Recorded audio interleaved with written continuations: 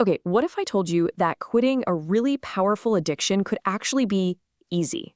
I know, it sounds kind of crazy, right? No immense willpower, no feeling like you're sacrificing something huge. But that's the core idea we're diving into today, and it comes from this method called the easy peasy way to quit porn. And that brings us to this central question that just gets right to the heart of it all. It's this weird paradox, isn't it? You get stuck in this cycle. You view porn, and then afterwards you just feel, well, shame, guilt, maybe just empty. You want to stop. You really do, but you just can't. So why? Why is it so ridiculously hard to quit something that doesn't even make you feel good?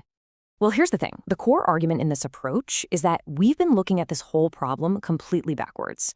The struggle, it's not a personal failure. It's not about you having weak willpower. It's all about understanding that you're in a cleverly designed trap. And once you see the trap for what it is, once you really understand how it works, that's when you can finally find the exit. So, first things first, we have to talk about why the usual ways of quitting, what this book calls the willpower method, why they almost always feel like this brutal, unwinnable fight. And the reason is simple. They're all about fighting the symptoms, not the actual root cause. Yeah, see, according to this method, we're not just talking about a bad habit. It's way more complex than that. It's defined as a trap, a really sinister one that cleverly combines our own biology with today's technology to keep us completely hooked. It stops being about whether you even like it anymore. It's all about that feeling that you just can't get out. And this quote, man, it just hits the nail on the head. That feeling of being stuck, it's not just you. It's not a personal flaw. It is a feature of the trap's design. It's supposed to feel that way, and the very first step to escaping is just realizing, oh, okay, I'm in a trap.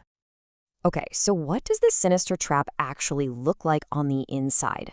Let's pull back the curtain and really break down how this addiction cycle works. All right, check this out. This visualizes the cycle perfectly. It all kicks off with an urge, right?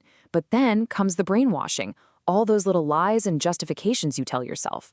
That leads you to the action, what they call the PMO cycle. That's porn, masturbation, orgasm. But then what happens? The dopamine just plummets, and that creates this awful empty feeling, which guess what? It triggers the next urge. It's a perfect, vicious, self-sustaining loop.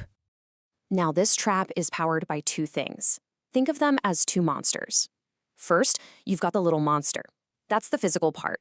It's that nagging, restless feeling you get when you're not using, that raw chemical craving for a dopamine hit. It's the little voice screaming, "Feed me." But then you have the big monster, and that is the brainwashing. It's the psychological part that whispers all the justifications. Go on, it helps you relax. You deserve it. It's no big deal. The big monster is the one that keeps you coming back. So let's look at the science behind that little monster, because it's pretty wild. Internet porn is what scientists call a supernormal stimulus. Basically, it hijacks a natural part of our brain called the Coolidge effect, which is just our built-in attraction to novelty, and it cranks the dial up to 11. The sheer endless variety online floods your brain with way, way more dopamine than any real-life experience could ever hope to match. It's not even a fair fight. And the really scary consequence of that constant dopamine flood, it's desensitization. Your brain literally starts to shut down. It adapts. And that means the things that used to bring you joy, your hobbies, your work, actual relationships, they just start to feel flat, less satisfying. You end up needing a bigger and bigger hit from the screen just to feel okay, just to feel normal. So, you might be thinking, wow, if that physical hook is so powerful, how on earth do you break free? Well, here's the secret. The key isn't to fight the little monster head on. It's to dismantle the big monster, to tear down all that brainwashing. We need to expose what this whole method calls the great illusion. And we're all familiar with the stories the big monster tells us, right? Oh, this will help me de-stress after a tough day, or I'm just bored, what else is there to do? That it helps us relax, maybe even helps us concentrate. These are the justifications, the little lies that keep that whole cycle spinning round and round. But here's where we have to stop and ask a really simple, really direct question. Is any of that actually true? Does it really do any of those things for you? Or is that just the brainwashing talking? Is that just what the trap wants you to believe so you'll stay stuck? Okay, let's get serious for a second and really look at this. In the book, there's an entire chapter dedicated to this idea. It's called The Advantages of Being a Porn User. So Let's do it. Let's take a look at that definitive list of all the great things it does for you. Okay, you ready? Here it is. That's right. There's nothing there. The page is blank. The entire point is that there are absolutely zero advantages. See, porn doesn't actually relieve your stress. It creates a low-level anxiety that it then just temporarily soothes. It doesn't fill a void. It creates the void. And once you truly, deeply see that, once you see the illusion for what it is and realize you're not giving up a single genuine benefit, well, that's when the path to freedom suddenly becomes crystal clear. And that brings us to the final, most important part, the easy way out.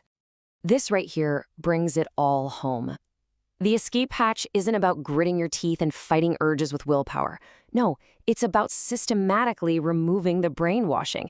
Because when you get to the point where you know, deep down, that there's absolutely no benefit, the desire just evaporates.